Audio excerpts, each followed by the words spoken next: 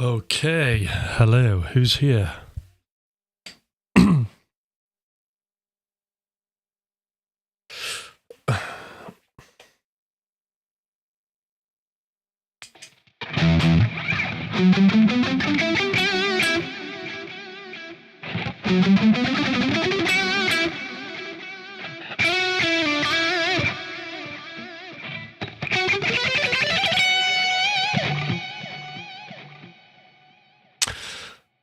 Hi, everybody.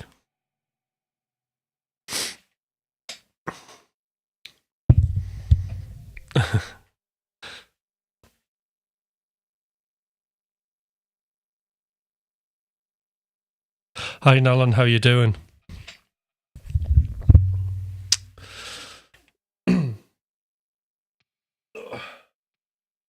Tell you what, I'll just pop this guitar down a second. Oh, hi, Graham. Get myself installed properly. There we go. Excellent. Well, it's good to be here doing a stream this evening. I'm confused between afternoon, morning and evening. Hi, Zed.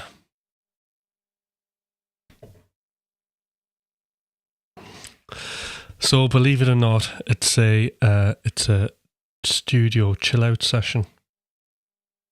So I'm wondering how you do that.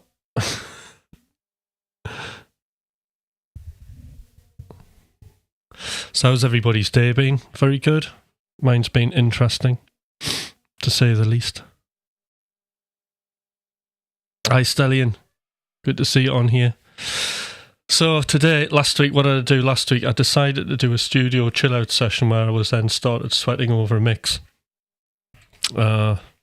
which is kind of temporarily mixed, ready to get the vocals done properly on it. So that's good. And then I've got 2 tracks with Sharon on.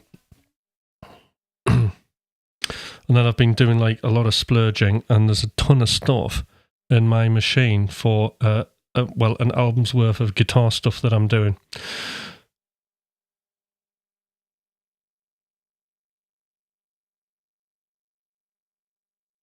Hi, Black Milk. How's it going? Good to see you on here. So yeah, so it's not like the kind of stream where I get up in the morning and I'm like super serious and talking about stuff. Although we're only, I think we're nearly halfway through. I think we're nearly halfway through those talks. So tomorrow morning, if you're about, I will be talking about skill focus. So that should be interesting. Why do we learn skills? And when shouldn't we learn skills? That's what it'll all be about tomorrow. So I've done a little bit of planning this time, because the fear one was quite tough. I mean, I think I did all right, but I was just thinking, you know what, I need to plan things a little bit. Hi, Skinny.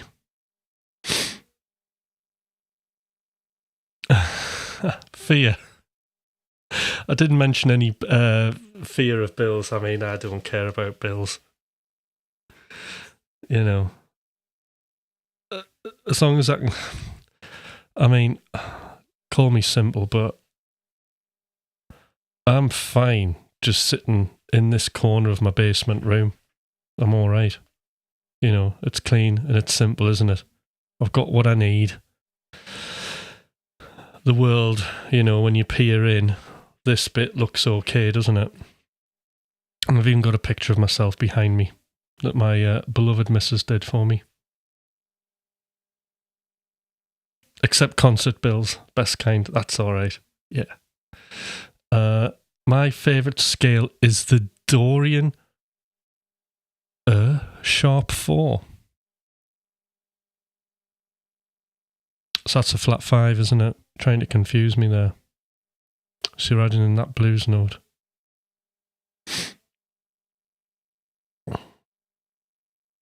If you're playing a Dorian scale, technically inside that you're playing like a pentatonic scale, aren't you?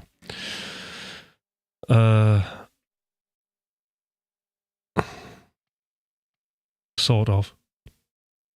I mean, I always think of like the framework of it. Like now, I used to think like that. But like now, when I think of like when you mention a Dorian mode, I'll just think of like a pentatonic with a major sixth, and that's about it. A minor pentatonic with a major sixth, and then if I want that, because that's the unique note, isn't it? The thing that separates Dorian from every other mode, or from a minor mode anyway, from an Aeolian mode, is one note difference, and it's the major sixth.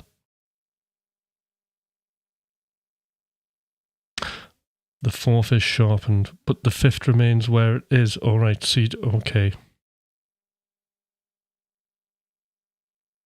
Wow. I wonder what got you onto that, Skinny.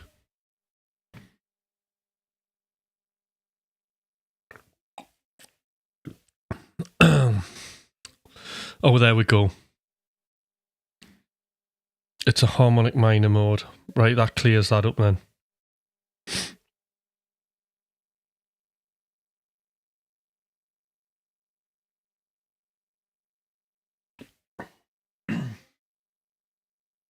Don't worry. I'm not going to attempt to play it. But I'm going to play a song. Right, let's just check the tuning here.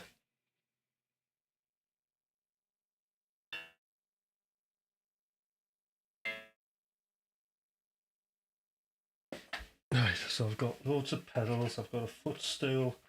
Just absolute chaos on the floor here. Right, Dream Theater, okay. This is good because I'm getting an education here.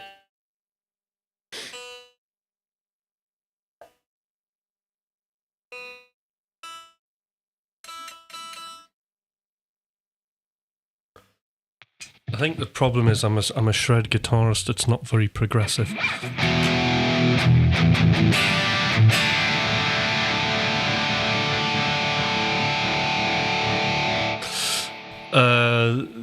This is my favourite guitar. This is my favourite guitar. The blue one's my favourite Posen guitar. But it's just like, it's a lot of effort to play. It also sounds amazing. So this is like the amazing sound of the blue guitar, but much more functional in the house. That's why I like it. Hi, Joy. That's why I like it. Well, we might as well do a tune. Right.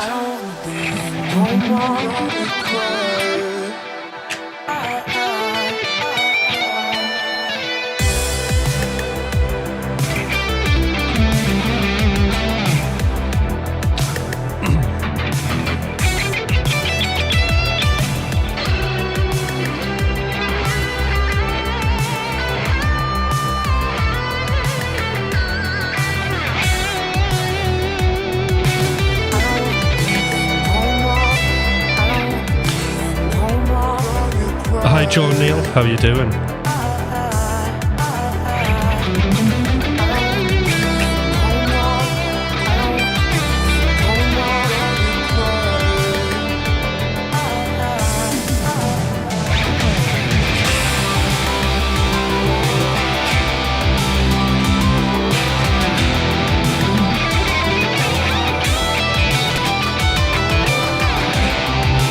Whoops, first mistake.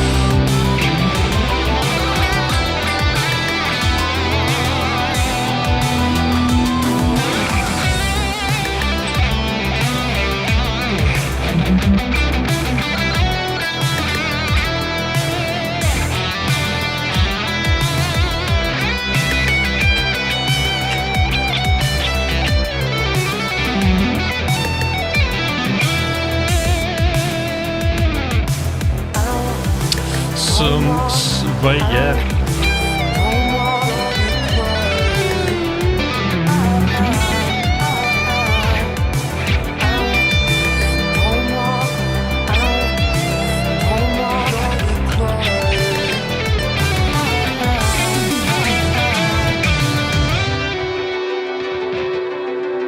Hi, Paul.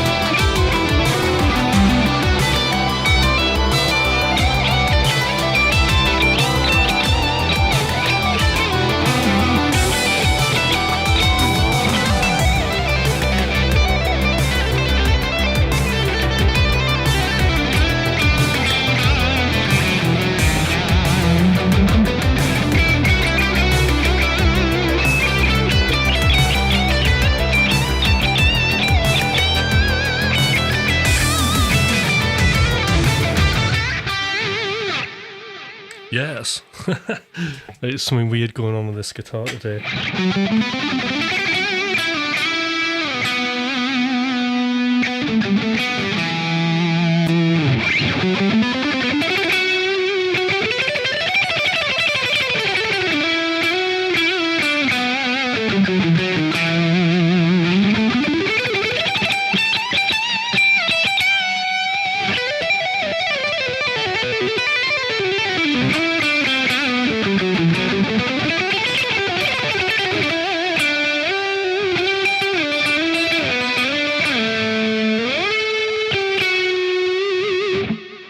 That's what I was meant to be playing over that track. Right. Oh, my... Thing is, I had the heating on in this... Hold on. Sharon, is the heating on? Yeah. I did have the fan heater on and it was really warm in here, but now my hands are frozen.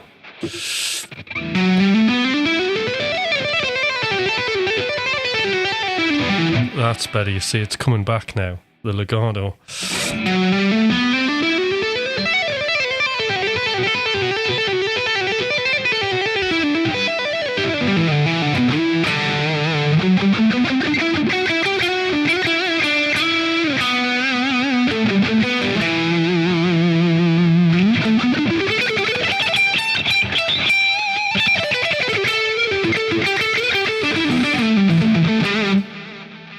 Hi Tim, how you doing? I'm getting behind on the streams. Well, you're not behind at all, really, because they're just there. You can watch them on any time you want, and in any order you so wish. Oh, you can't legato, Paul. Right. Do you know why you can't legato?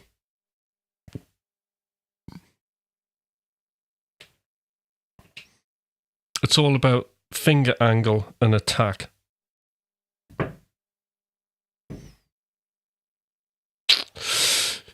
Yeah, like Zakk Wylde, I know he's an economy picking kind of thing. So the interesting thing is, like, I do my pentatonic stuff in a slightly different way. So what I like to do is 3-1-3 stuff.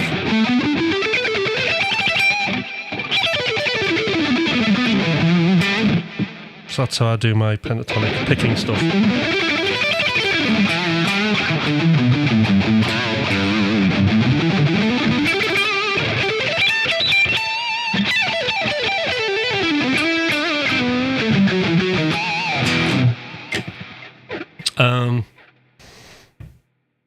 All right, so noisy legato. All right, well, it's all to do with, let's see how quickly I can tell you about this. It's all to do with your muting. So whenever I'm playing legato,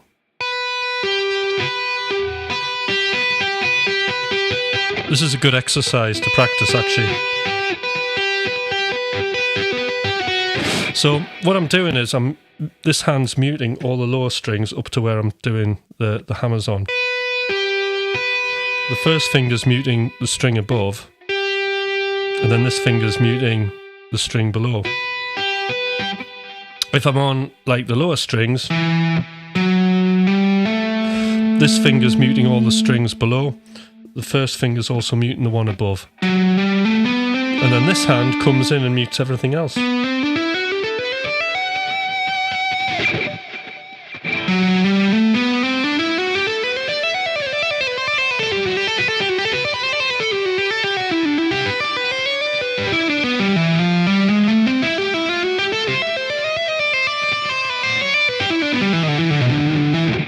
And that's kind of how I roll with it. The other thing is getting your fingers nice and curled round and playing with your fingertips. Because what that'll allow you to do is when you're doing your legato,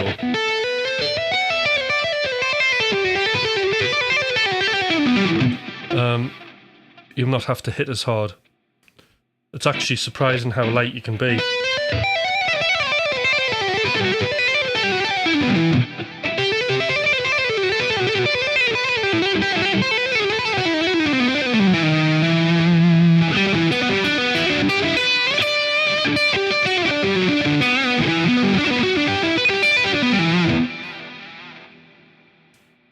So that's kind of what I do. But yeah, the Zakk Wylde thing is, well, I've never really been into his playing, but I have seen him do his like pentatonic stuff, and it is pretty ferocious, isn't it? And it's 2 notes per string, and it's quick. Yeah, it does sound really good, Paul. I love that hammers only technique, you know, where we're muting, we're not using any pick. But I'll tell you when it gets really good is when you start using like a hybrid thing. So you can actually keep... I'll just zoom in again. Because the cool thing about that is you, instead of using a pick and getting that pick attack, we're just adding more flesh to your fingers. So it kind of disguises it.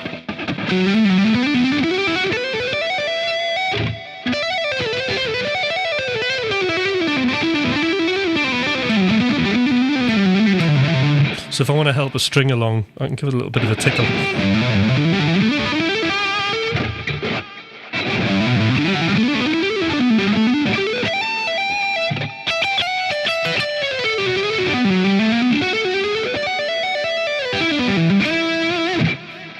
You know, and then next thing you know, you'll start hybrid picking.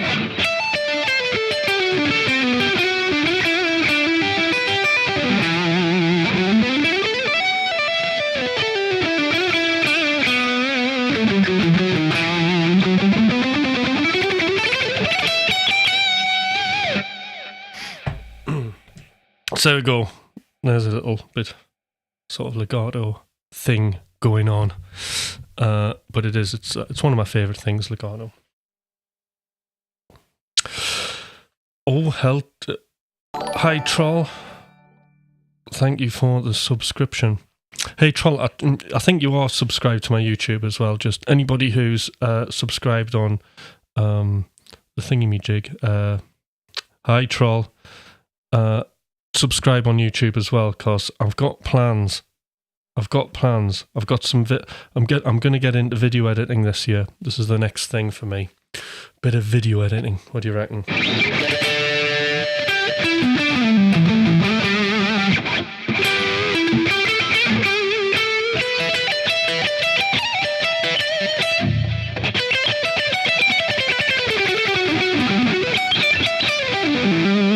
Oh, good, you're on both. Excellent. You're experiencing interruptions. I wonder why that is. Let me check. All right, no, I'm not using Wi-Fi. I'm wired in on Ethernet. So that's really good. More is more. It's absolutely correct. More is more. Less can't be more.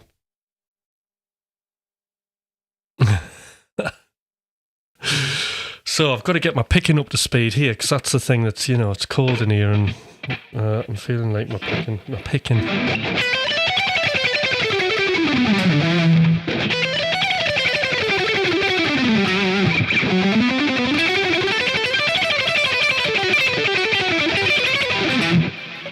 Stellian, it could be my weird guitar playing that's making you feel that it's glitching.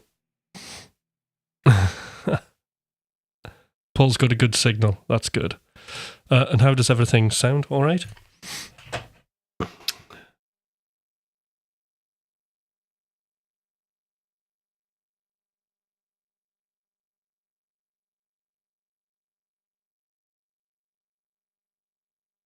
So there's like lots of McLaughlin Hutch songs that I don't know how to play, but I'm just going to guess. And actually, a lot of them I don't even know the keys on. So I should really organise myself. But I really fancy playing You and Me.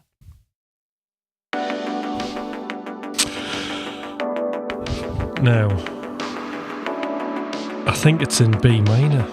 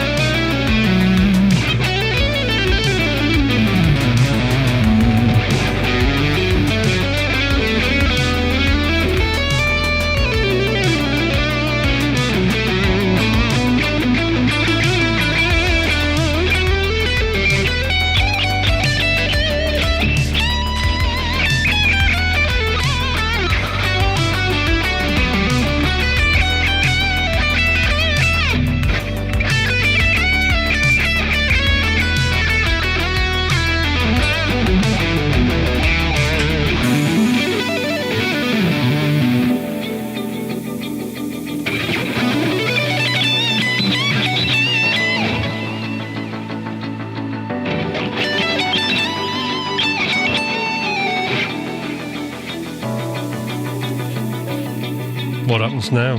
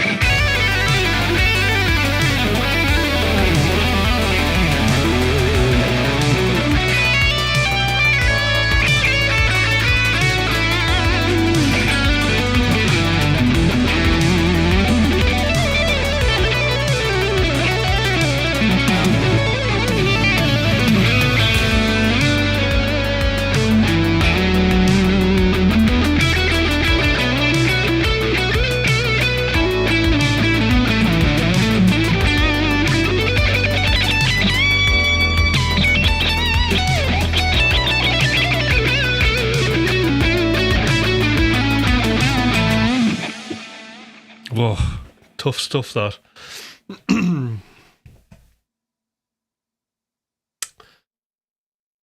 I'm warming up. Right, okay. Oh, look at that compliment. Right. George, hello. Awesome playing Hutch, thank you. Some great licks there. I thought we'd get a vote on that part. Yeah. Are you guys touring any time?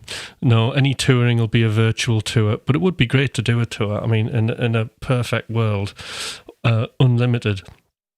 But it would be great to do all the things that I'm doing, plus going on a tour, but it would require some sort of alternative reality and going into different dimensions to actually do that.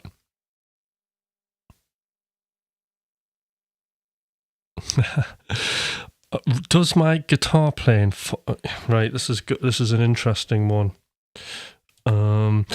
Does your guitar playing ever fall off a cliff if you have a few weeks off? I've never had a few weeks off, but I did have kind of a few years off. I was playing, but just not seriously getting into the. I mean, I was kind of shredding, but I wasn't into the full mechanics of it like I am now. So I kind of, I got back into the whole shredding thing, which is another story and a brilliant one as well. Really, after having such a time off and to get to where I wanted to be, it's taken at least a year of seriously getting my head down and doing some playing, to kind of get back to where I was when I was fully shredding when I was 19, 20, when I first did my first ever album. I was at the height of my shredding career. It's a very similar story to Thomas, although I didn't completely stop. I was just not really shredding. Could everyone please like and subscribe? That would be really good, Joy. Thank you for that shout. I keep forgetting to, big myself up. Come play Hull, that would be good. I was there with Dragon Force. It was lovely. Oh, I can't remember the venue, but it's on that really big, long street.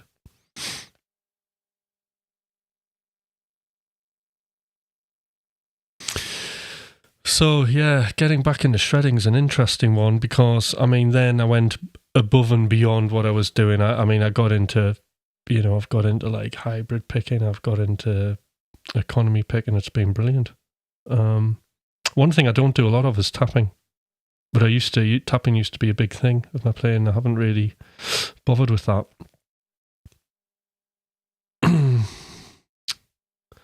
I might be one of the worst shredders you've seen. Might do the McRockland Challenge just to give you guys earache. Paul, you should do the McRockland Challenge, and everybody should do that, really, because it's a great experience, isn't it? And It's a great way to benchmark where your playing's at. It's a great way to test yourself out and see exactly what needs working. Tappings for keyboards on those and the push pad thing over there. Right, so Kevin, yeah, you see I teach Kevin here. So Kevin's been corrupted now. This is a recent thing, corrupting Kevin into hybrid picking. I think what's happened is he's corrupted himself into it though. Because, I mean, hybrid picking, it's great. I mean, I do feel like a lazy picker now I do it because, if I want a string skip, it's just there, isn't it?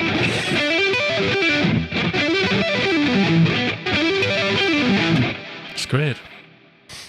Mm-hmm. Favorite movie? Oh, right. Favorite movie soundtrack? John Carpenter. Oh, it's either going to be John Carpenter, Escape from New York, or Assault on Precinct 13, the original one, not the new one. Can't remember the tune now.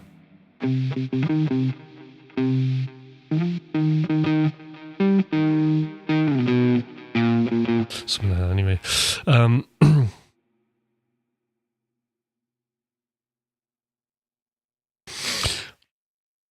I'm trying to warm up here, Kevin. So it just feels so natural, and the rhythms you can pull off with the large interval leaps is so addicting. It is, yeah.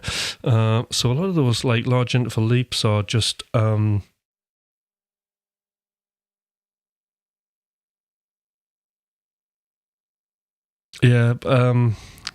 Paul, Escape from New York, play that riff all the time.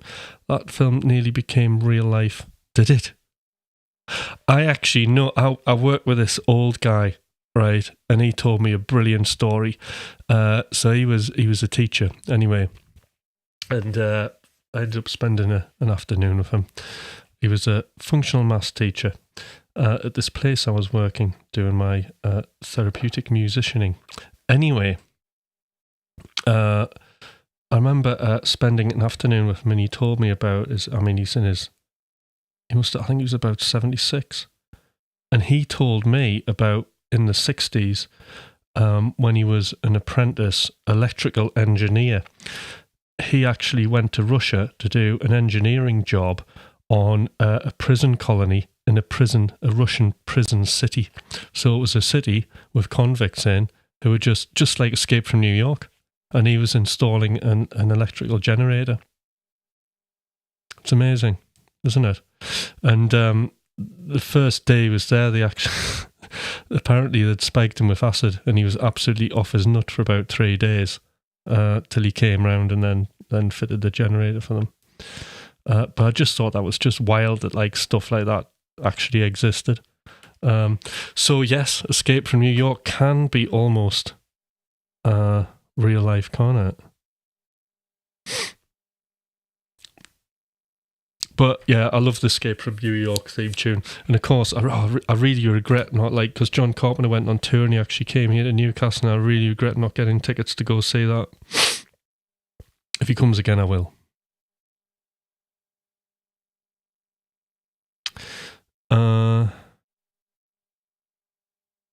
Votes on the Conan soundtrack. Right, I'm going to have to check that out. Maybe there's some gold there. Some inspiration. In the Mouth of Madness. Cool. Judgment Night. Yeah, Judgment Night. I should listen to that. I think it was a trip. Total Recall theme. There's some good ones here.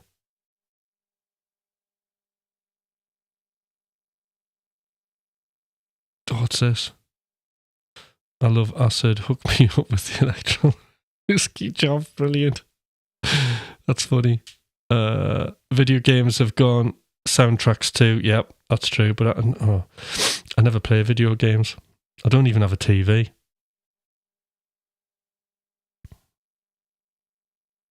Prince Batman is too obvious. Purple Rain. Very good. Prince was a genius, wasn't he? Amiga 500 Bomb the Bass. Was the Amiga 500? Is that the computer? That's the computer, isn't it? And is Bomb the Bass? Or is it Bomb the Bass by? I can't remember. Oh, you got to meet Prince. How exciting! I'll get you to type the story up, but it might be too long for the chat. I got to meet John Bon Jovi when I was 8 years old.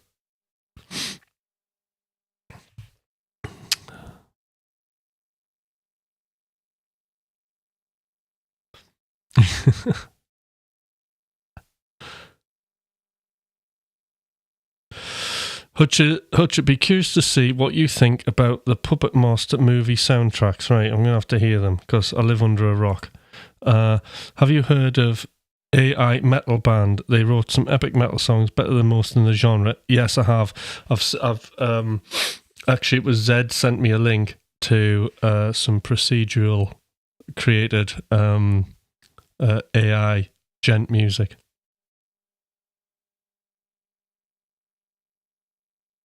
And this is the whole thing, you know, what's going to be left if that's the case? I think the first thing is, though, with AI, if you're a craftist, you know, if you're doing a craft design and you know what the outcome is exactly before you start the thing, then AI is going to do it, isn't it? But we're always going to need humans interacting with humans. So the worst case scenario is everybody's still going to want to pick a guitar up and play it, at least in my lifetime and beyond. So I think we're all right. Just, it might be, what I find with technologies when they come in is we seem to go back in history a bit. So the example I always give is digitization of music. So because things got digitized and pirated, and then we have the subscription for streaming, like music now, you know, on Spotify, you know, I get 0.0048 of a dollar. So I think it's like 257 streams to make $1. So you just don't make any money out of it.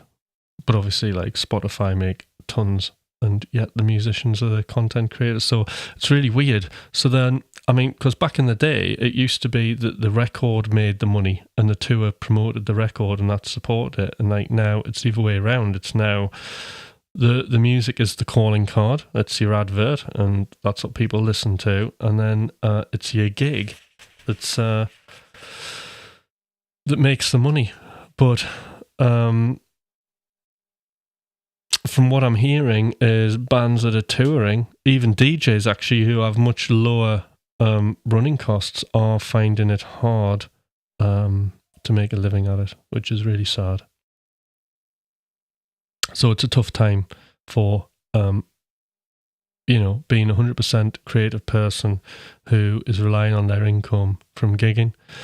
I mean, like now it's just, you have to, it's got to come from multiple sources, haven't it? All right, well, Kevin's saying, I don't like AI replacing the human factor. It's not good. No, it's not good. But it is a thing, isn't it? I mean, what will be replaced? Just basically everything that's a craft. But humans will always want to see other humans doing cool stuff. That's the fact, you know. I think electronic music, maybe that's going to take a hit. Maybe sort of the electronic dance scene, maybe that'll become, you know, like the Tomorrowland. Maybe they'll just have people turning up to a venue for dance music, and it'll all be made by AI with this amazing light show that's completely in sync with the music and is just generated off the fly, you know.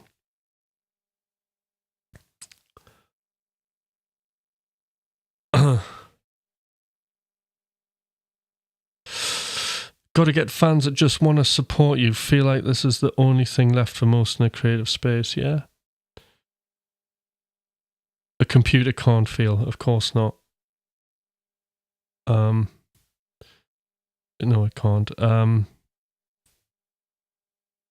It's a thing that used to only help people, not replace them. And actually, at the minute, there are some aspects of AI that I really, really like. I absolutely love Sonable's EQ4, and I had the EQ3 as well. And I think that's been really good, and it saves me lots of time and allows me to spend more time on other parts of making music. You know, I've got more time to practice guitar. I've got more time to write now because of that, because it solves a problem. So I think AI is really good for that. It'll certainly, you know, can do jobs that you don't want to do and free time up. And for me, I'm trying to predict what the future is with AI, and I'm trying to work out all the time, well, what skills do I want to invest my time into? That's what I'm being careful about. And one thing I openly say to everybody is, like, for mastering, I'll just use AI mastering.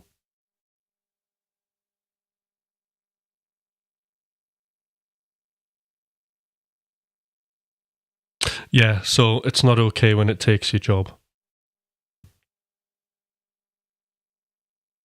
Yeah, like it as a tool as well, but don't use it yet. But things like separating instruments in a track for something like making a backing track, yeah. You know, there's little handy things like that there. You know, if it's doing kind of craftist design things, allowing us humans to then focus on being more human, then I think that's a good thing. It's just when we're completely taken out the equation, you know. So, yeah. It's a thing, isn't it?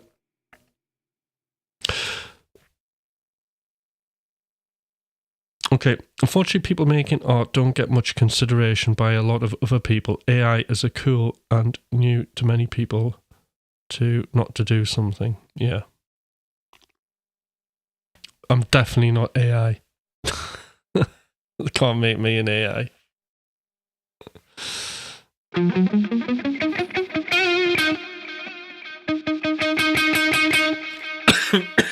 But it is possible.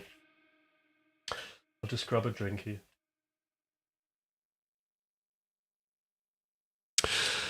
So yes, interesting times with AI, and you know, here's to making my life easier, hopefully.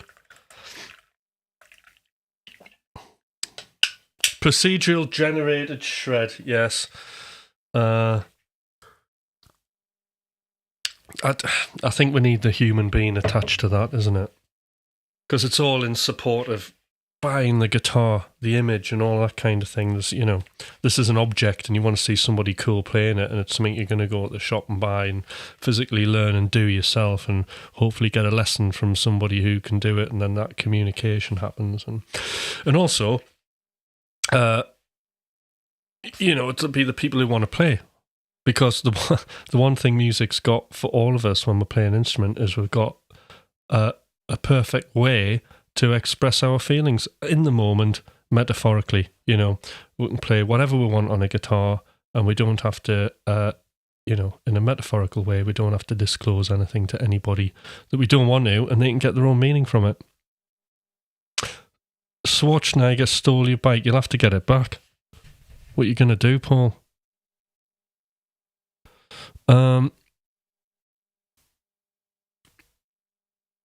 Yeah, so Skinny. So what I'm doing is I'm just hitting the streaming really hard at the minute because I'm a bit lazy actually when it comes to my sort of business side of things and the coaching. So I tend to forget why I'm on lives, and I get carried away in the moment, and I forget to say, hey everybody, I'm a music coach. If you're struggling with making music and stuff, then, you know, you can join one of my groups and I can make it less painful for you. But I always forget to say that, you see. And I just get carried away in the moment. And actually the streams have been slightly different like this month. So it's all been me talking about, you know, everything about my process. It's not just the machine and the philosophies and the games that I play with that, but just everything that I've encountered since 2014 being coached, there's a lot.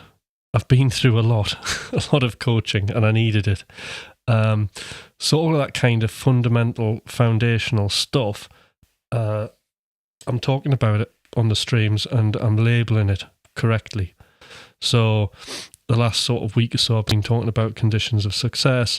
The week before that, we were talking about 3-role theory. So I'm telling everybody about it, but really to be successful, I mean, if you use 1% of anything I'm saying, you're going to feel benefits. But, to really get the benefits of that, it's best to have a coach that's going to help you through that and help you apply these things to your everyday life and your everyday musical life. Because fundamentally what we want to do is we want to be, it doesn't matter if you're going to be professional and it's going to be your income, but it's nice to feel like a musician, and it's absolutely amazing to feel like you've got a voice to share in the world, and you feel comfortable and good about that. And I think that's what's important. And music's just such a great therapy, it just makes everybody happy, doesn't it?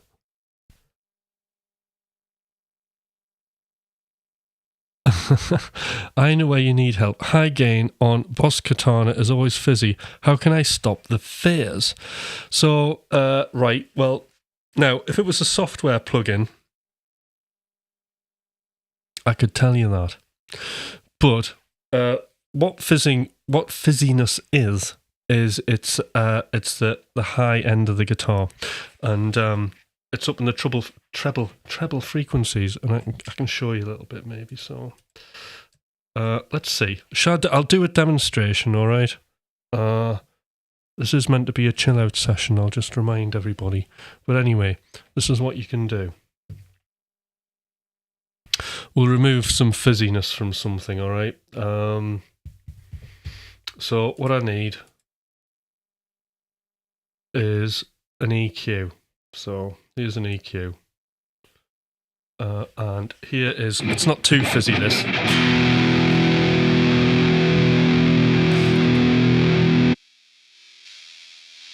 But let's say that's your fizziness. All you do is you get a low pass filter, and you can remove it.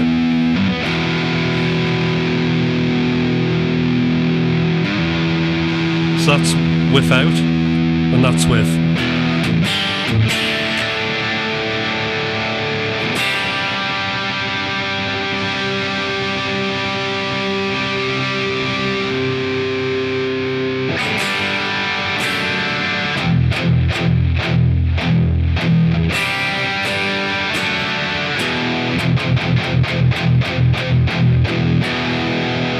Other cool things you can do, like Palm Muting, if you've got Pro Q3, you can do a little bit of dynamic stuff there. So whenever you palm mute,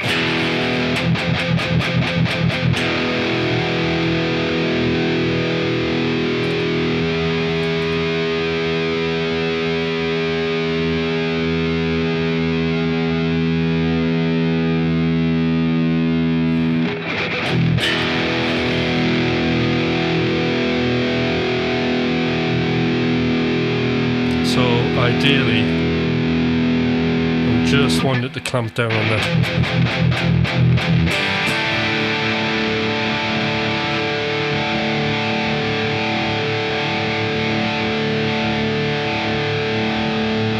Sometimes you get really harsh frequencies, listen to this. So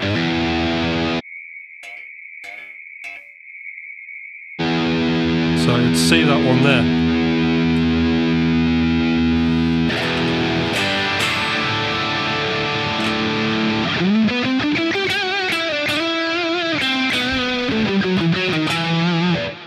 I'll switch it off. This is what it was before. After.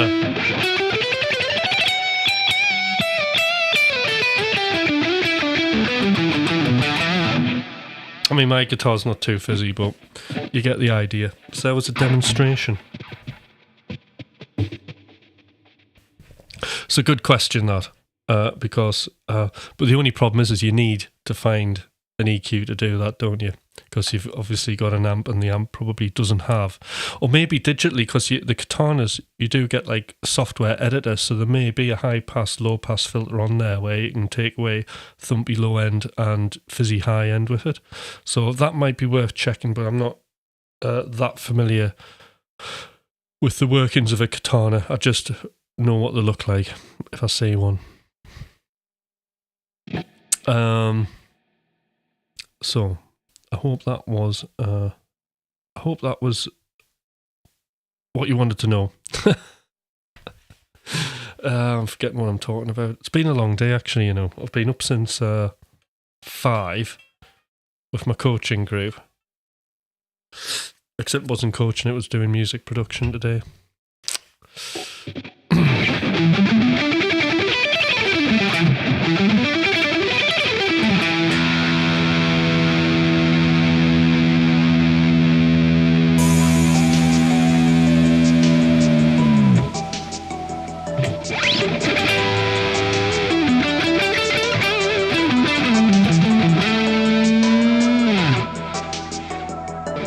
All right.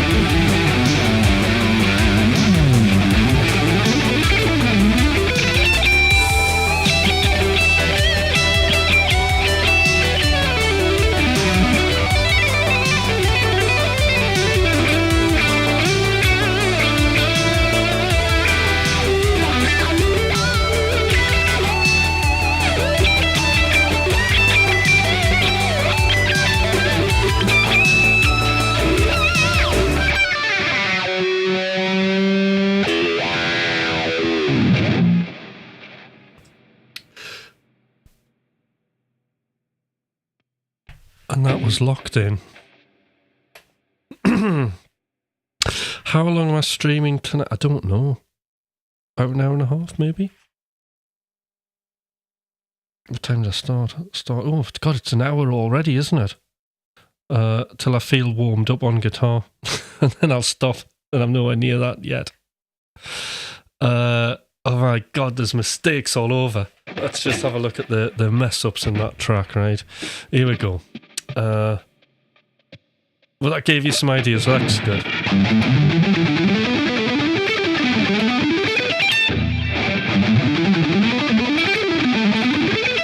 Whoa. That's a bit better, isn't it?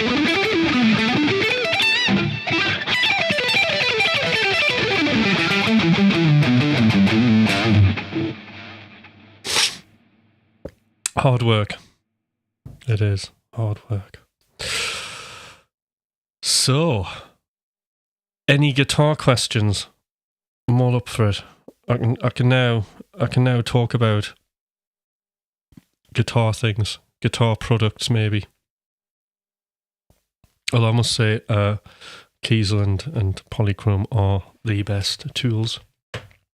In fact, my sound tonight is all Polychrome. And my main lead sound is a preset that you get in the bonus pack under Hutch, and it's called Alive. Favorite guitar at the moment is the one that I'm playing. Me and it are inseparable.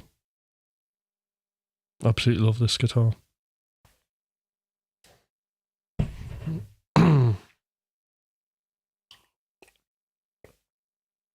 I think the thing with this guitar, right, is when I got this guitar built, I knew exactly what I was after in the end. You know, because I was it's an annoying strand of hair, that. Yeah, because I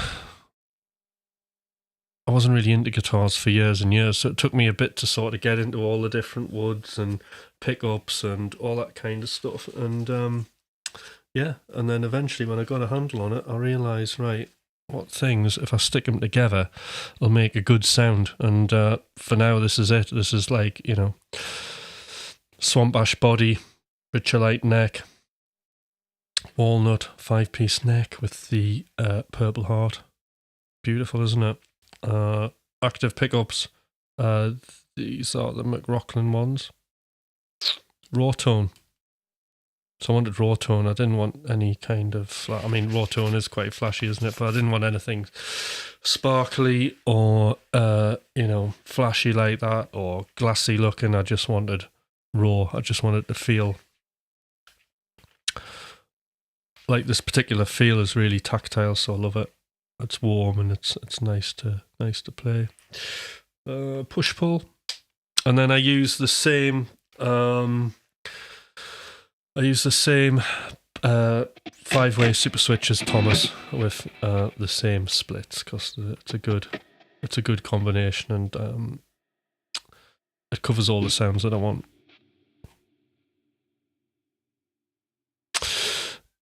Favorite guitar, yeah, so that's favorite. What is the current new guitar technique like? So what I'm really enjoying at the minute, I'll have to sort this bit of hair out, right? 2 seconds.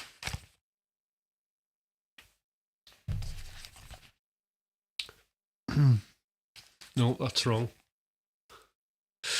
Right. So what I'm working on at the minute, I'm really into sort of pedal tones. So notes that are repeating with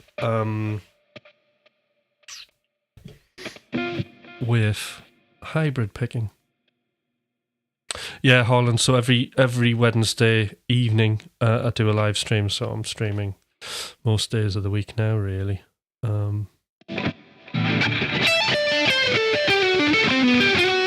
So stuff like that I really like.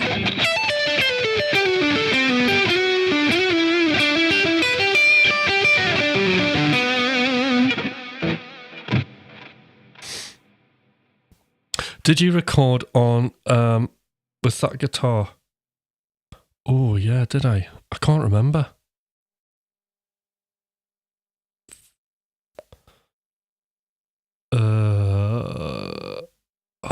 That's a good question.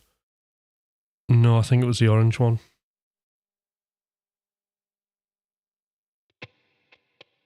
It was the orange one. Yeah, so kind of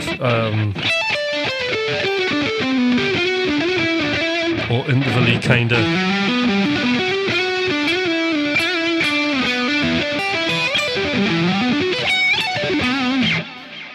sort of stuff. I'm really into that, and using the hybrid thing. Hybrid and pentatonics are really cool fun.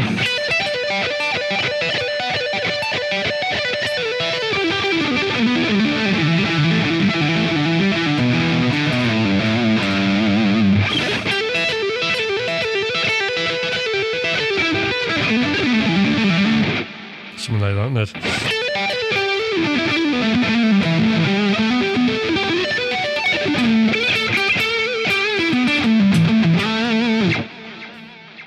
So I like those sort of lines. What else have I been working on? Chromatic stuff. Chromatic's good.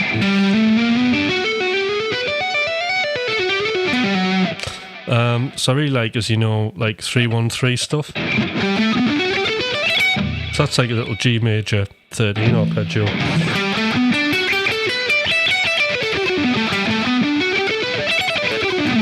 And it just happens that it's 3 notes, 1 note, 3.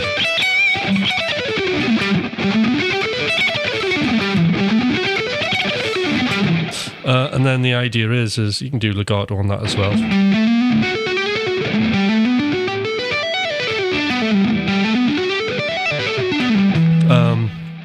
And then the idea is you can just fill in the gaps.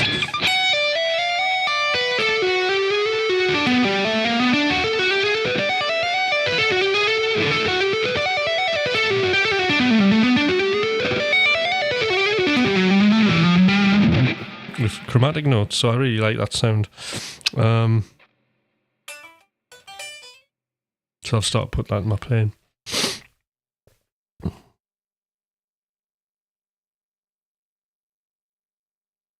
Yes, that's very possible, Kevin. When you were doing your backing vocals, I was doing...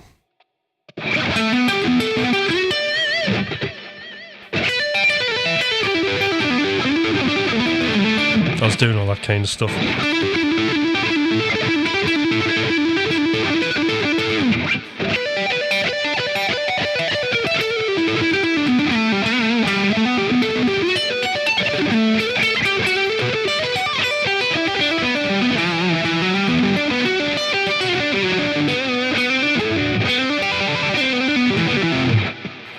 Sometimes I get a bit mixed up though. Let's go back to me. It was me, but just a close-up of my guitar. Stunning stuff, thank you, Kevin. Yeah, so I remember Lines of Code was a bit of a challenge to record that. It eventually came together, but I had to do... it wasn't until my 4th solo I was happy, to be fair. But the end line on that was like absolute nightmare to play. It was really hard work. But I'm glad I did it. I'm glad I stuck with it and didn't like go for something more simpler. I wonder how many plays Line of Code has now. But I'll tell you what's mad about Lines of Code is the fact that I did a Pilot solo, and when I first started doing synthwave, actually Pilot was one of the first artists that I heard, and I just thought his stuff was absolutely, well, I still do, his stuff was just stood out from everything else and absolutely awesome.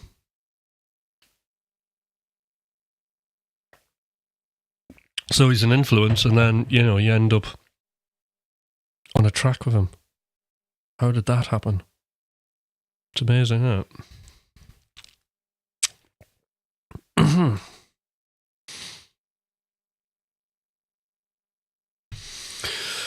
So I opted for the Grace Jones top this evening. I was going to go for Pamela Anderson, but it was too pink looking. Just everything looked far too cheesy in here.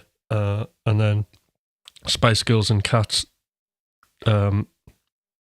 Didn't work either. Just didn't look mean enough to wear that. So I've gone for the Vaporwave Grace Jones, which I think was the best choice. Carlos, thank you for subscribing. Carlos, it would be great also if you subscribe. That's if you're not. If you subscribe to my YouTube channel, which is just, I don't know, it's like Tim Hutch. That'll get you there. But if you subscribe to that would be good. Because I've got plans. I'm gonna start editing videos and stuff like that, and putting some content up this year, and trying to build the numbers up.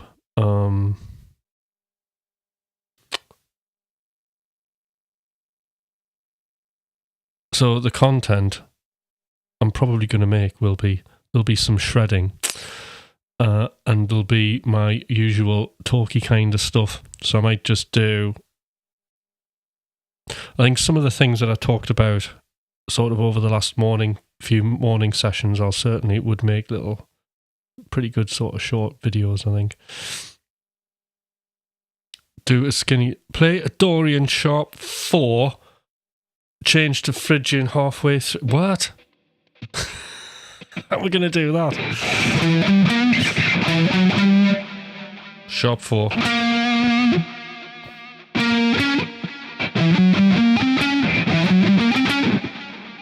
I don't think I've got a clue.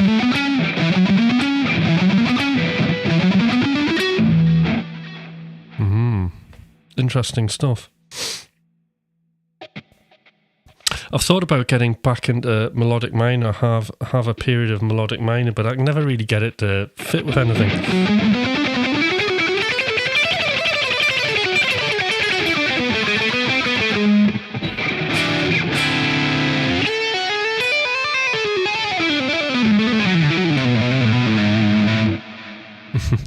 Do you know what? It wasn't until recently when it was pointed out to me that actually the melodic minor, it's a bit embarrassing because I never realised there's a major scale with a flattened third.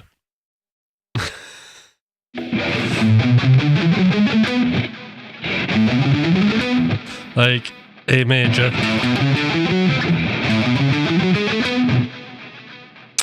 A melodic minor.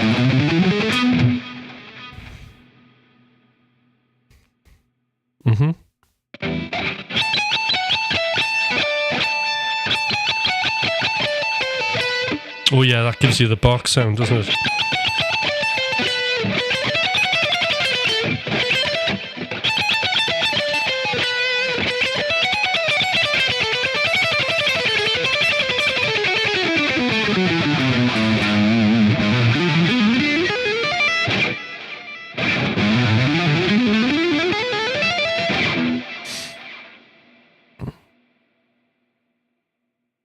Cliffs of Dover, don't know it. You see, this is the thing, I don't know any tunes by other people. I just make everything up as I go.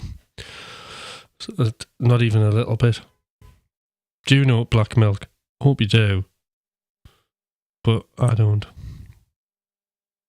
I mean, when I was a kid, I used to learn bits of stuff, but I kind of just more obsessed with my own thing. I think it's just called Cliffs of Dover, but obviously here in England we have the White Cliffs of Dover.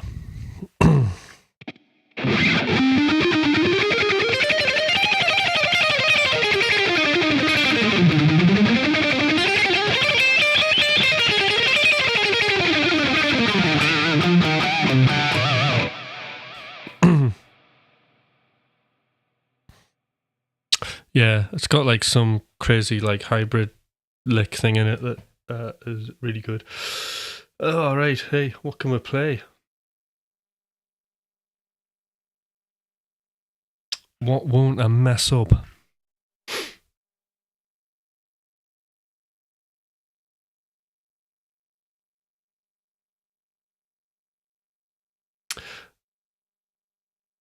Yeah, what's this?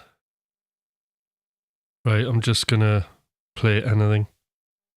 Here's an interesting question. How do you rate Malmsteen, the Master of Donuts?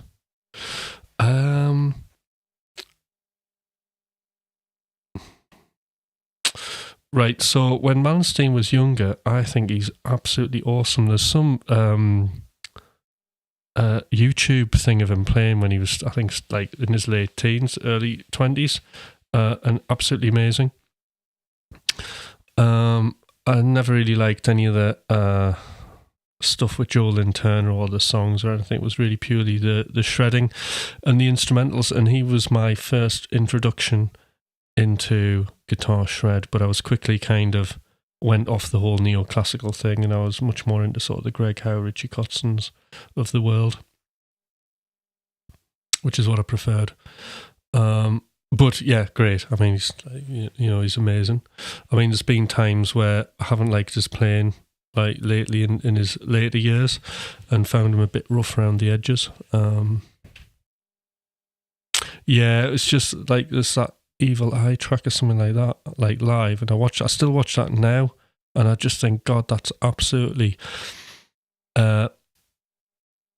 it's like then it's just the fire and energy he had is just incredible. It's like nuclear. But then on, I think it was the Odyssey album, like everything after that I just didn't like. But yeah, Des. Anyway, good to see you, Des. Far Beyond the Sun, yeah. All of those are like great. So up to that period, I liked. After that, not so great. Right, what happens if I push this button? Nothing. Oh no, something has happened.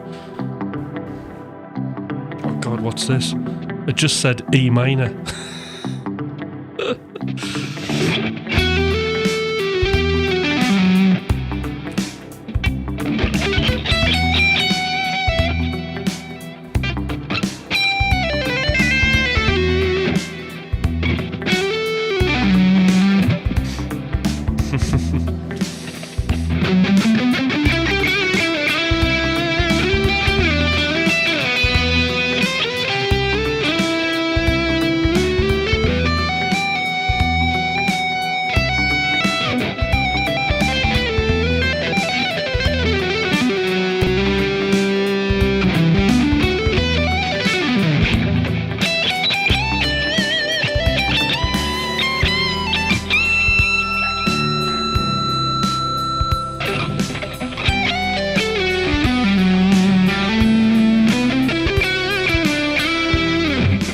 Changes.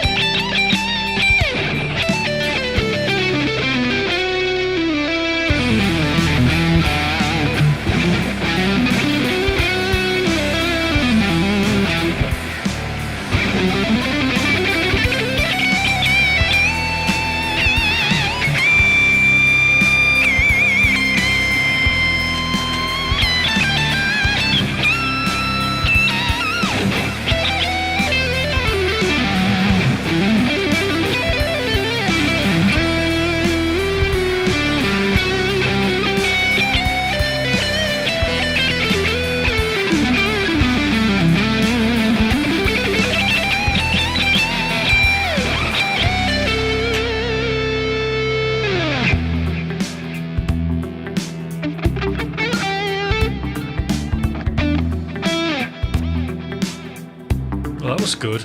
How did that happen?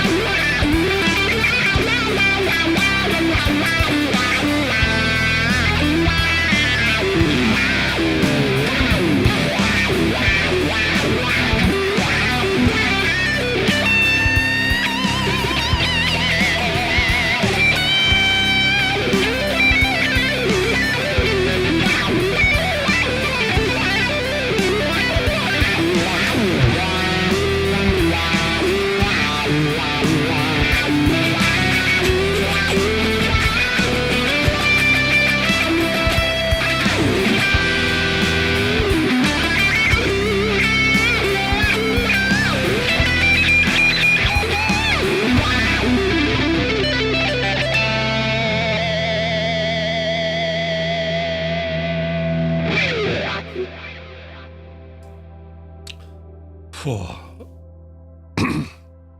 was dramatic, wasn't it?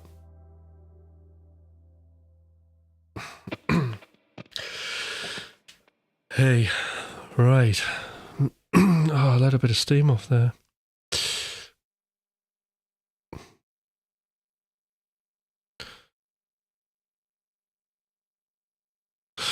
Great. All right, yeah, I should listen to some Steelers stuff. Very early on, I did hear some. And then there was the Alcatraz, wasn't there? Hiroshima Mon Amour. In fact, Hiroshima Mon Amour, I did.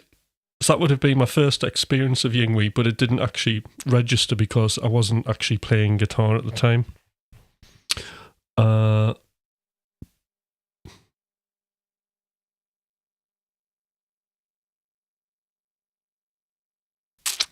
Green Meanie, Island in the Sun solo. I bet that came first. Some people like that, yeah.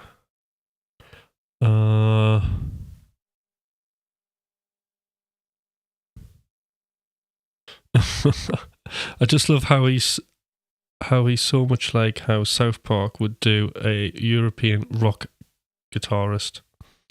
Yeah. All right, thanks.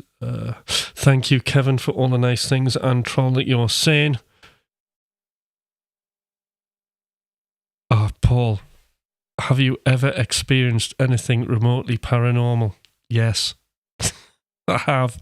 I've told the story. I will tell the story again if everybody agrees who's on here that I can tell the story, and I'll tell the story because I've told it a few times on lives and I don't like everybody go, oh God, shut up, Hutch.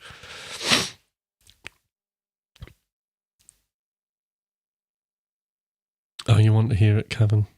Oh, Des wants to hear it. All right, then. Haven't heard it. All right, then. I'll try and tell it as best as I can, right? Okay, because I'm a little bit, stuttery on the experience. Really, I should just get my missus to come on here and get her to tell the story. Yes, it was in a castle, so Scott's probably heard. You've heard the story, haven't you? Oh, I should dim the lights, shouldn't I? I would dim the lights and then we could have the vibe, because... Yeah, so what happened was, this would have happened about, how old's my daughter now? My daughter's 16, isn't she? You're going to build a castle. That's brilliant, Paul. I want to come and stay in it.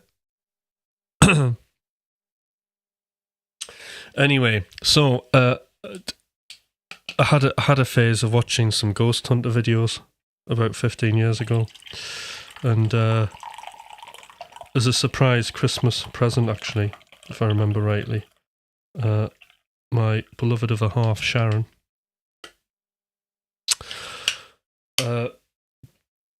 basically got us a room to stay in Chillingham Castle. We were in the dairy room, which was basically an old-fashioned refrigerator that had converted into an apartment. Now, anybody who doesn't know what Chillingham Castle is, it's meant to be it's meant to be the most haunted place in the whole entire wide world. Chillingham Castle is a 12th century castle on the Scottish border, and it was a military muster point for the Scottish-English border wars, and lots of horrible things happened there. All right, Des, yeah, I'll see you. I'm going to try. I don't know if I'm going to get this done in 4 minutes, but I'll try. Chillingham Castle, Black Milk. I don't know, how do you spell it? Ch-h-e-o-o-ing-ham Castle. 12th century castle.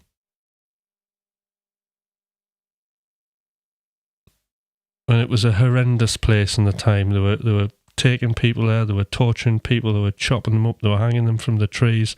It was absolutely disgusting what they were doing. And that is why it is extremely haunted, because of all the horrible things that went on in that castle.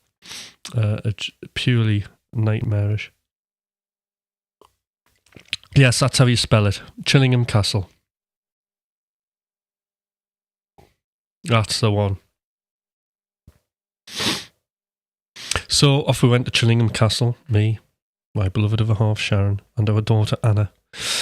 Anna would have only been about 1, maybe 2, so she didn't know it was haunted. And, we don't drink or anything. Oh, you would love it, Paul. You won't be disappointed if you stay there. But you got to stay there. Don't go for any of these ghost hunting walk things. Stay in the place. It is terrifying. So, we got to the dairy apartment, and basically we just stayed up. It was no big deal. Had something to eat. It had a television, so I actually got to watch television. So that was a novelty. Right, okay, so what happened is we weren't drinking, we were sitting up, and I had, Sharon had gone to Newcastle Reference Library, okay, and printed out this stuff about Chillingham Castle, okay, from the Reference Library. And I was reading it, and it was telling you all about the history, and it was mentioned the dairy apartment where we were staying in, and it said that actually some clairvoyants or paranormal investigators had actually made contact with somebody, a boy, in the castle. And then Sharon didn't photocopy the rest of it, and I was reading this thing and it was fascinating, and she didn't photocopy the rest of the chapter for me to read. So I was like, oh, right, let's go to bed. So anyway, went to bed about 12 o'clock, and in the room, I mean, it was pitch black, there's no outside lights or anything like that. So in our room, so it's just me and Sharon, and I was in the other room. I was lying there and I could not sleep. When I shut my eyes, tossing and turning, lying on my back, I could not sleep. That room was full of electricity. It was like, that's how I describe it. Electricity, I wasn't alone. And I opened my eyes. I was lying on my back and I opened my eyes, right? And there was this blue, neon blue kind of thing. It looked like that, like a rib cage, but it was more alien-like. It didn't look like anything like your typical ghost. This neon dull blue thing, and it was over me at about 45 degrees, pulsating, about this big. And then it had like a tail thing. These green flashes were coming past my face, right? All right, yeah. So I was like, whoa, I was looking at this thing, and I was just like, this is real. And then I nudged Sharon. I went, Sharon, look. And then she didn't say anything. I think she was looking. And I went, Sharon, look. And I went, what colour is it? And she went, it's blue. So she saw what I saw. So I flicked the light on. It completely disappeared and there was nothing there. Oh my God. I needed the toilet. So I sprang so fast to that bathroom and back again. You wouldn't believe it. And then I was just terrified about having to go to the toilet again after that. It was like... So anyway, trying to get to sleep. Still couldn't get to sleep. The freaking room's full of electricity. It's ridiculous, right? And I must have got to sleep at some point, but it was just the whole thing was weird. And there was this loud gong sound that just went gong, right? For no reason. There was a gong at the end of the corridor, believe it or not, just in our point, but there's nobody there. All right? So, it was just mad. And then the next day came and we left. And Sharon said to the reception staff, we saw something. And they did say to her, like, a lot of people say they see stuff, but we believe you. She must have been totally white. And there we were, and we drove home in silence. So anyway, when I got home, I thought, right, you know what? I need to go to the Newcastle, I need to go to the reference library, and I need to get the rest of that photocopy. All right? Hi, Des. So I needed to go get the photocopy, right, that was in the, get the rest of that chapter, right? So I went in, and I managed to find the chapter eventually. It was a right faff, right? And I got it, and I read it. And so I got up to the bit that I was telling you about. Some paranormal investigators got into went into the apartment, and they made contact with a boy. All right? They made contact with a boy, and just as they made contact with the boy, there was a loud metallic clang. And I thought, what, like, that's just crazy, because remember the story I told you before?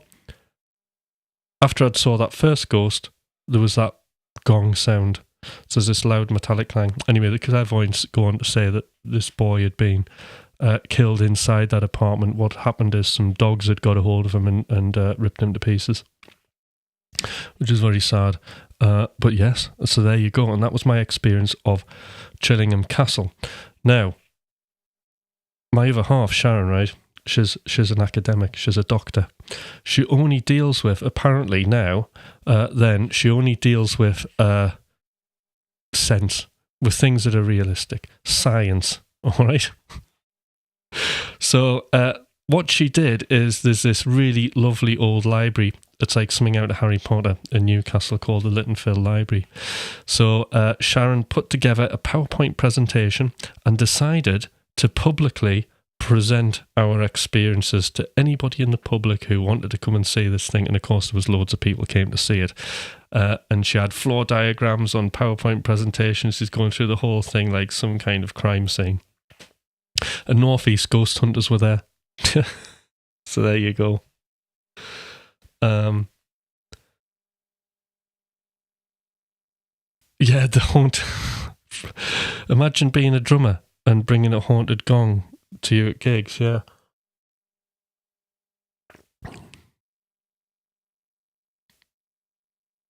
I wonder if anyone would buy haunted musical instruments. I know, like I've seen on eBay, haunted doll keeps scratching me.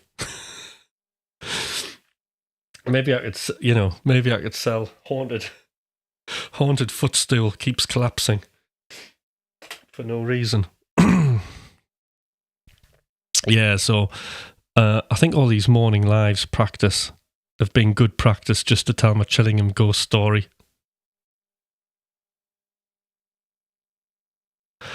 Haunted doesn't technically equal cursed, so yeah. Well, I hope I'm not cursed.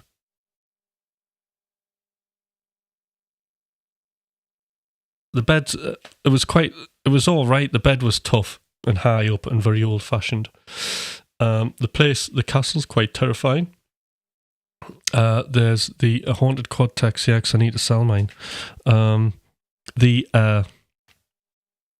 They'll show you the dungeon, which is very, very small and still got like bloodstains and scratches on it, and it's got a nice little hole where they'd chuck you down after breaking your legs and the dogs would eat you. There's all that kind of stuff there. They've got this amazing banqueting room, and it's got original elephant armour hanging on the wall. I just thought elephant plate armour, amazing. And it's got all kinds of weird sort of weapons and stuff, and it's got like an original priest's club. So whenever you have battles and people are lying dead and they think, oh, we can't, you're not going to get better, they would bash them over the head and kill them, finish them off. Yeah, you had a haunted quad cortex before. Yeah, I had one too.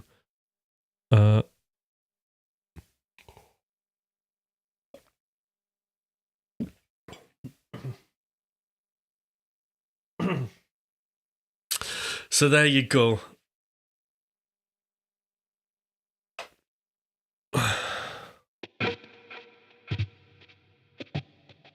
When you're dead and you ain't getting better. That sounds like a song, that, doesn't it? Pick the guitar up. I don't know what I'm doing. Right, okay, so let's have a look. D minor. D minor is the saddest key of all, right? Right, I'm going to push the button. Whoa. Played this one before. Oh, it's very Aussie.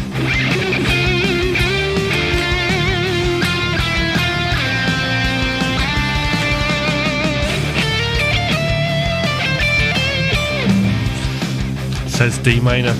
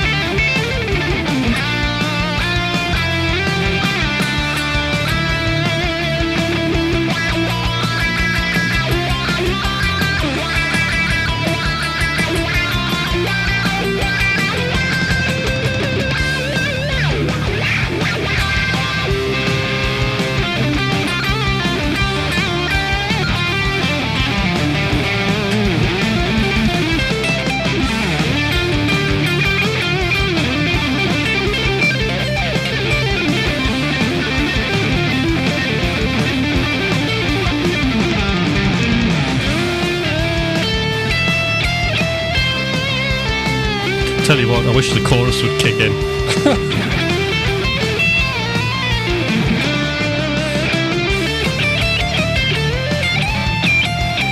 Come on, melodic bit.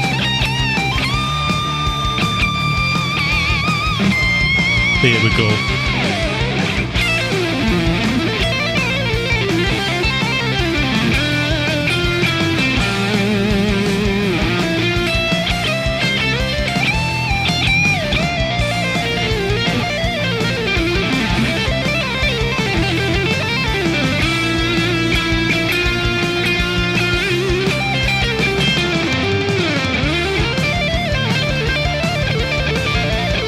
Whoops, stuck.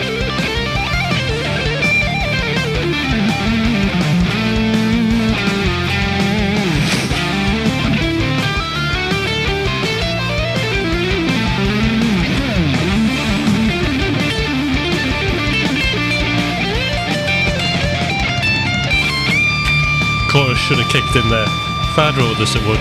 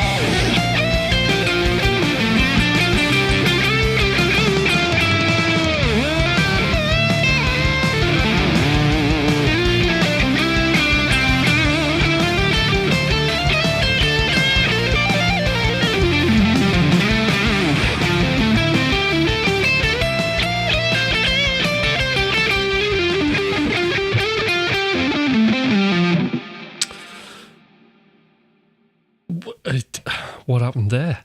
There was a fade out. Wow. That's something that you don't hear these days. Is that like fade out? That's when, like, I used to do that with my band when we couldn't, because we're too daft to actually work out how to finish a song properly, so we'd just fade it out in the studio. Oh, the Kiesels are great. They are. They're amazing.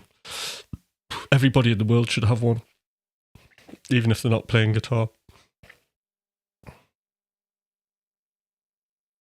I don't have a referral code, but you could say Hutch sent me and see what happens.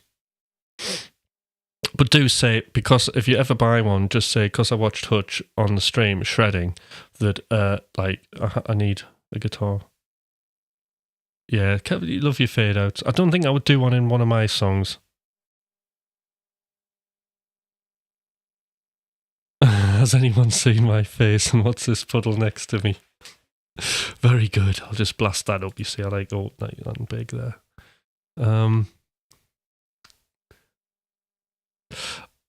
Right. I was gnawing on the guitar pillar at an 8-string multi-scale trem. Never played an 8. Well, I've never played a 7, but I've got one on order. Like a 7. Did I say something? Yeah, 7-string. Kiesel needs more nut width. What's nut widths? Whiffs? Oh, that sounds technical. Scott, hell yeah, Hutch. That was good, wasn't it? Playing metal. It's taking me back. Taking me back, Scott. It is. Then grunge came along and wiped everybody out, didn't it? Then I was like, can't think of any grunge. Metal feels good, doesn't it? It does, yeah. But I like a little bit the grungy thing. I mean, I really liked... there's like certain things I really liked from the 90s. Things that influenced me were... God, it's completely gone now. What was the band that did Girl on a Motorbike? Swervedriver. Swervedriver. Anybody know who Swervedriver is? They're brilliant. Jesus Jones. I love the first Jesus Jones album. My Bloody Valentine. Really good. Hurts my ears now in the car, but I do like it. There's some great stuff on. Yeah, it's quite inspirational, that stuff.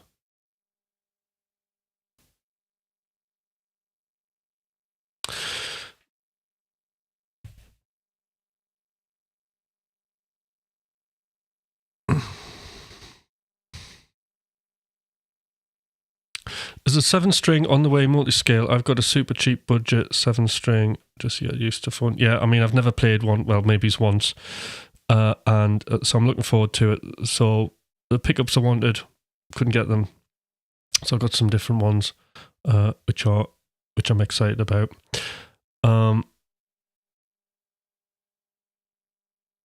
So what stopped me is this metal I have in my right hand, but I think it might be able to do it. So is this a metal plate you have in your hand, Stallion? I work with people in my career. I've worked with a lot of people, right? I'm not going to say why this is, but I've worked extensively with people with playing instruments with hand injuries.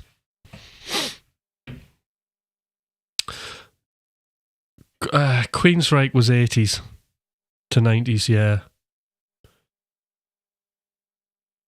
There's only one song I like by them, which was, but I like the whole Operation Mindcrime thing. What was the song? Never Trust a Needle.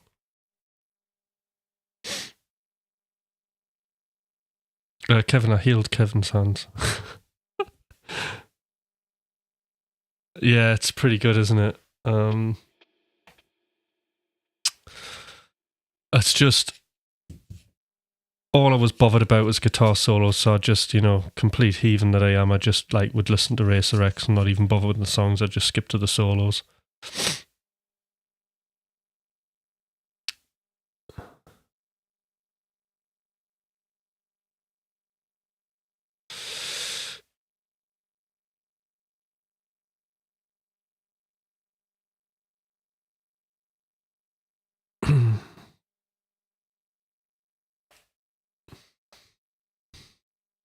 So my right hand mobility is not as it should be, to say so. Okay. Yeah, give them a listen. Great. I think they're really good. It's the album with the bull on it. Mescaline Head, it's called. Mescal Head. And there's a song, Blowing Cold, I really like. Girl on a Motorcycle's really good. And then some of the really early stuff's good, like Rave Down as another. They're great. Lots of layers of guitars and quite British sounding. They supported Smashing Pumpkins. And actually Rick Beato a few years back got the singer onto his show because he was a fan of Swerve Driver. Clawfinger. I should check them out. That sounds good. So yeah, the 90s sort of thing. I like those grungy riffs.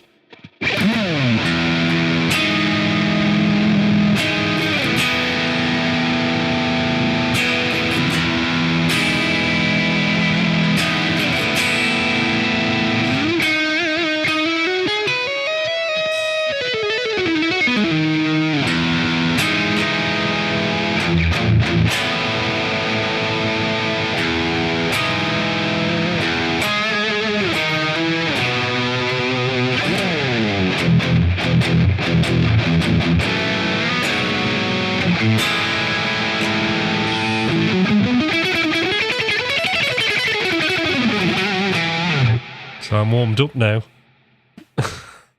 This is where I should have started the stream. Oh,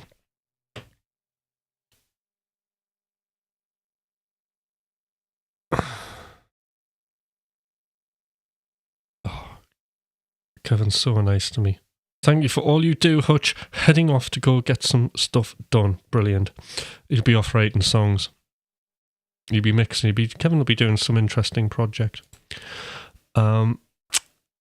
They say they're not that good, but I just like them. Yeah, I mean, some things like My Bloody Valentine technically isn't that good, but it's the idea behind the idea that I like. There's the music, but it does something in my subconscious that I like, and I can hear other music from it. It's really inspiring, and I don't often get that with music. So that's why I like it, and just some of the chord progressions are really, really interesting. Yeah, trying to think what other 90s bands I like. That's probably it. Smashing Pumpkins, obviously. Some of the Pixies stuff's quite good. I really like This Monkey's Gone to Heaven. I used to love that in the indie club. It used to sound absolutely epic. I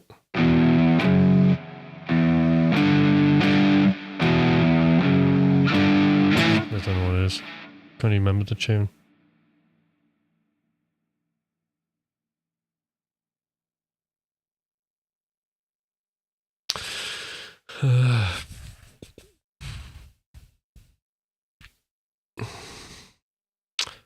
I'm not from the rock sphere, so I'm like groups that might not be as famous as good. Yeah, I mean, the Jane's Addiction, great. Yeah, so I'm like that because I'm listening to music for inspiration. I'm not fussed where I get it from, and actually, the more under a rock and undiscovered it is, the better for me.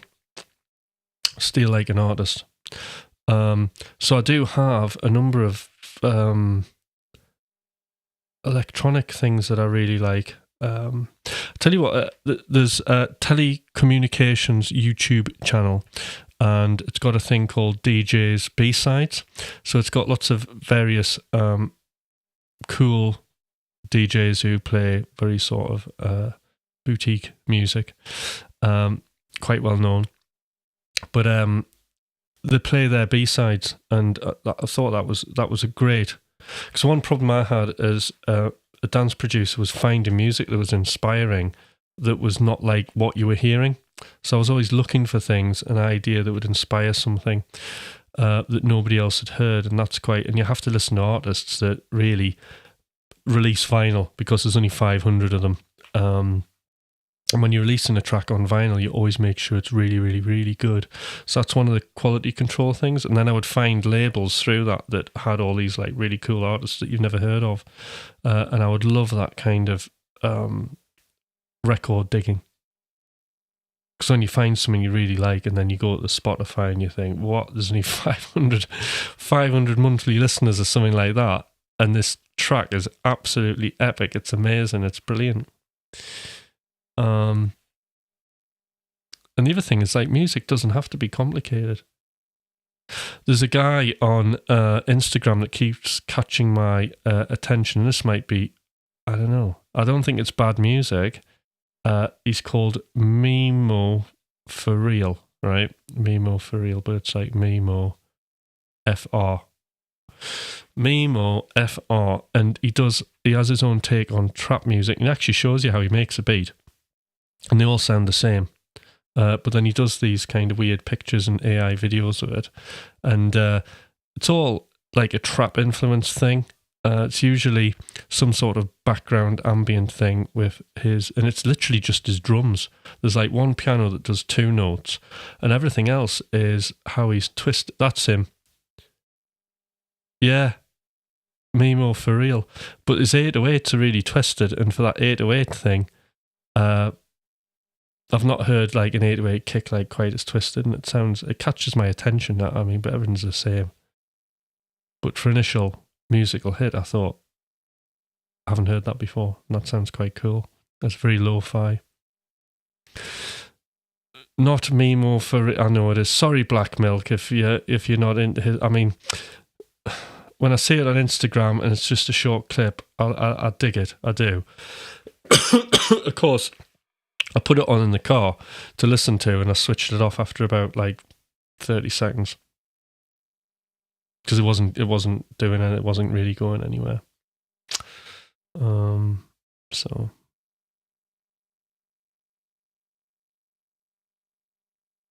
sorry. Maybe I could shred on it.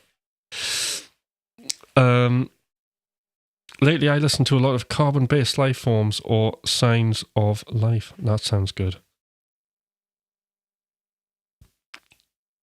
So I'm going to have a listen to some of these. Because that's the thing, it's hard. Like, I really struggle finding guitar music that I really like. Like recorded stuff. I have to listen to artists playing live for some reason. So I'm really into that. I was what was I listening to today? There's a Winery Dogs gig, so I was watching that, a good quality official one. And Richie Kotzon's playing is absolutely amazing on it. Nick Johnson's really good, isn't he? He's like really quirky. He has a great attitude towards music making. I really love it. And I really relate to how he talks about stuff, because he's like there, he doesn't wait for inspiration. He just sits down every day and he does the work, and he gets rewarded with the ideas.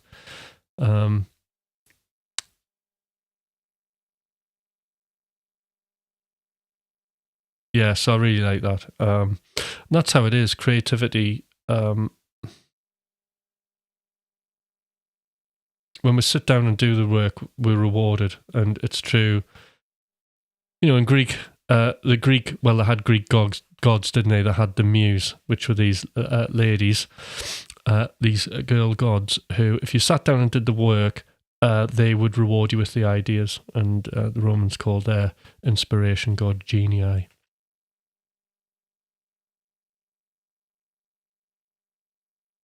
But with me, to be honest, when I sit in front of the computer, when you watch, and I'll be going back to like making music publicly again soon, and you'll see me wake up like half tired, eyes get right, hello everybody, totally antisocial, and then going on the computer, right, and then just looking blank, and then eventually something happens. Oh, Pliny's really good. I do like his stuff.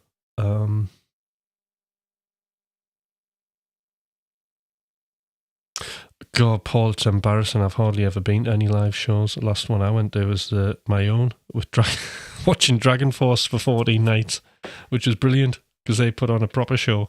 Really good. Oh, no, who did I go see? I went to see LeBrock, Synthwave. I went to see them. They were really good. And that's been it. I can't actually think of any live shows. Going to see DF this year. Probably should be fun. Dragon Force, yeah. Sorry, I was a bit slow. I was like, who's DF? Oh yeah, Dragon Force. Yeah, they put on a great show, and they're great guys. It was brilliant being on tour with them. They're just great. They're very nice to the support act, me and Thomas. I just think it's weird when I think back then, because I wasn't playing guitar, I was playing keyboards. Like, it's just mad, isn't it? I've got the very keyboard here in front of me I was playing. And my Push. And that was me on tour. It was cool. I love my keyboard stand and like having my Push up here. And I don't know if anybody saw us play on the Dragon Force tour in the UK, but it was great.